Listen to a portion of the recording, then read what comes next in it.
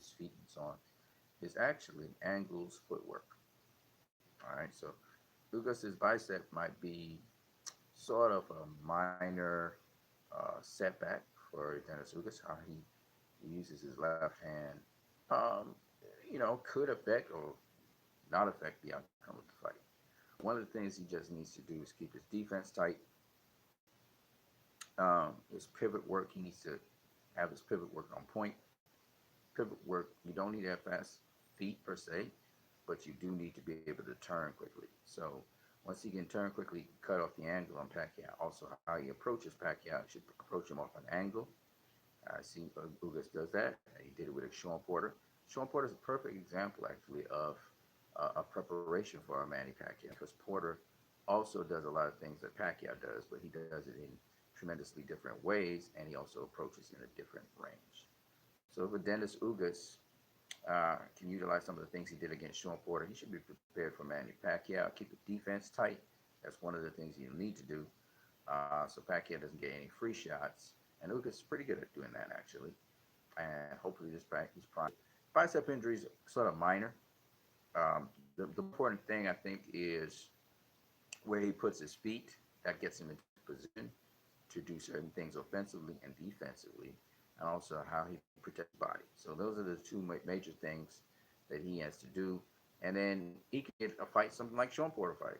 And Ugas is a tough competitor. So I'm kind of siding with Ugas because of the hip injury. I want to see him prevail. I don't want to see Pacquiao stop him. I was saying that Pacquiao will smash him, but now think about it. If he approaches this thing, especially with the injury, if he approaches this thing sensibly and smart, he boxes smart and he fights smart, he can with his style sort of neutralize some of the things Pacquiao would do, give himself a good shot at not only making the distance but winning the fight, even with an injury. They always say a wounded animal is actually more dangerous than an animal that's not wounded. So, and Pacquiao obviously is very confident. So you never know. And the kryptonite for Manny Pacquiao is the right hand. That's the kryptonite for Manny Pacquiao. You get that right hand in, you didn't clock him. You know what I mean? So we'll see. Shout out to Dennis Ugas, man, for continuing through this fight.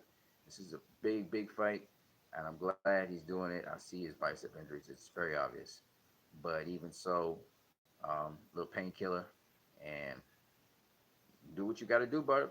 You can get paid. You can always heal that back up, but do what you got to do, brother.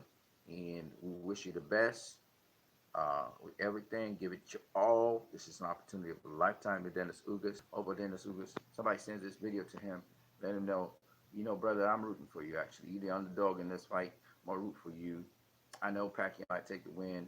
It's more than likely he will, but I'm rooting for you, brother. You the upset of the century. Do it, brother. Go for it. You know what I'm saying? And nobody's really counting Ugas in this fight. Pacquiao's in really great condition and everything. But the one thing you can do is you can catch Pacquiao on the offense. If you got good timing, you can time him. You can catch him coming in. All right, peoples, man. What you need? I'm out. Peace.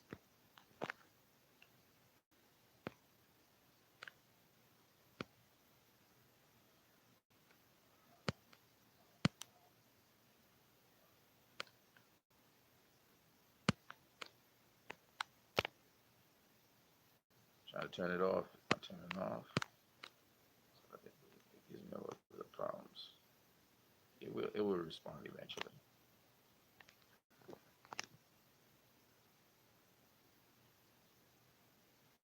Yeah, I think I need to dry out the phone some more. I think still suffering effects from